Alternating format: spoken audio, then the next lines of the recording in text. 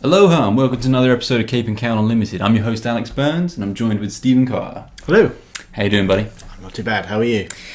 Very well, thank you. And today we're going to be talking about Marvel's Jessica Jones, the latest Marvel adaptation by Netflix, their second following the awesome Daredevil. Mm-hmm. And is this one as good, Steve?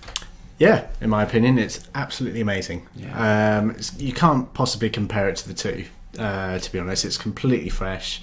That's the main reason why I love this show so much.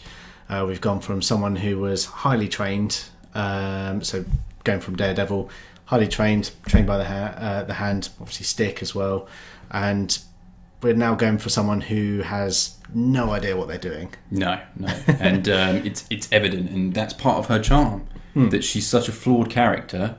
She makes terrible life decisions. I mean, there are reasons for that, but even you know, before, she's not the most well-adjusted person. No. In terms of, she's probably looking for an out.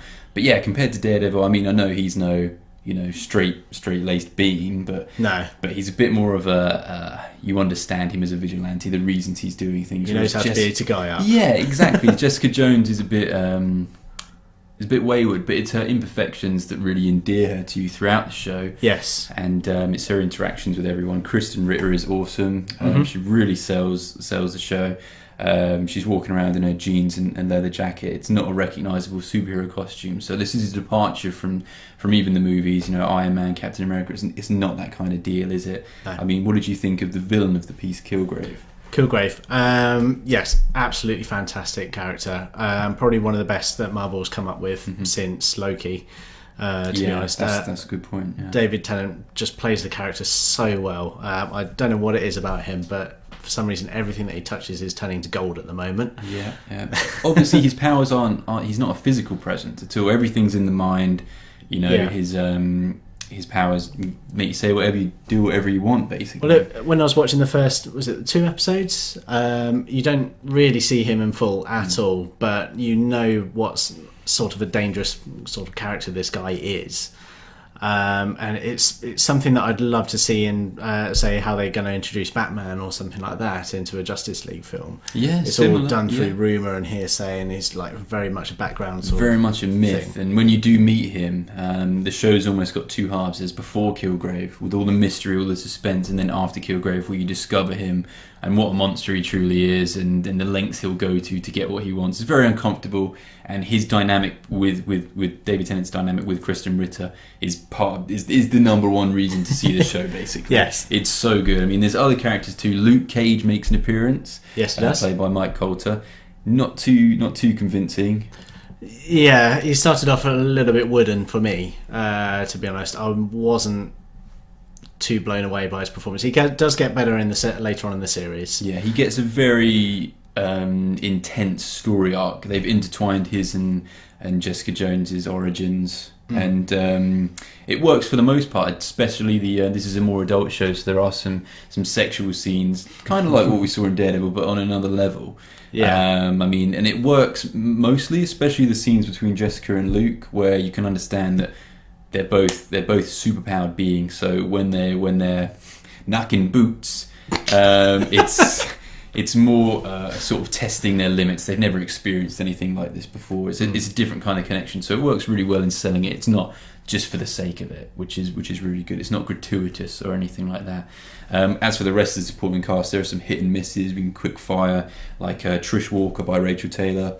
Pretty happy with that. Yeah, you know, she's a confident sort of sister, best friend to Jessica Jones, and she works really well. Her drive to feel powerful in a world filled with these superheroes, and her realization that she's actually, you know, powerless, you know, is pretty. It works really well. I think the only gripe that I had with her was probably just the fact that her Australian accent was doing its best to try and come through. Coming in there. She's trying. Yeah, you can't keep a good Australian accent down.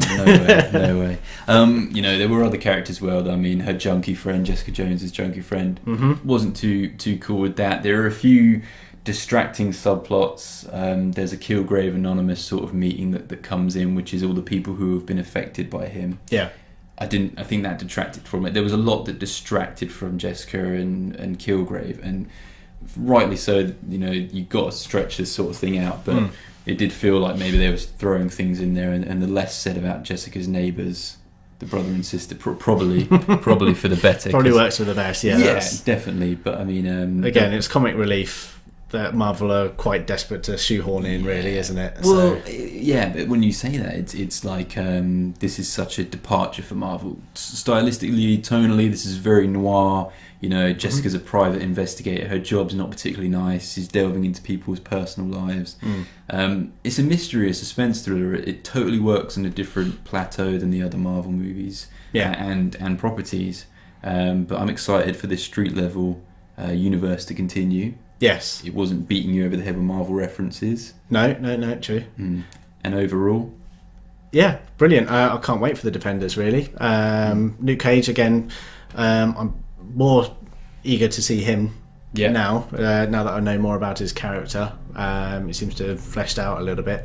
So hopefully that series... Jessica Jones Season 2, would you be up for that? Oh, yeah, definitely. Absolutely. Yeah. Definitely more of this is welcome. We can't wait for the Defenders. We can't wait for Luke Cage and the Iron Fist show that's inbound. So yeah, this gets a super highly recommended score from Cape and Cowl. If you'd like to discover more about us, check out the links in the bio. We're glad you stopped by to tune in. And thanks very much. We'll see you guys soon. Cheerio.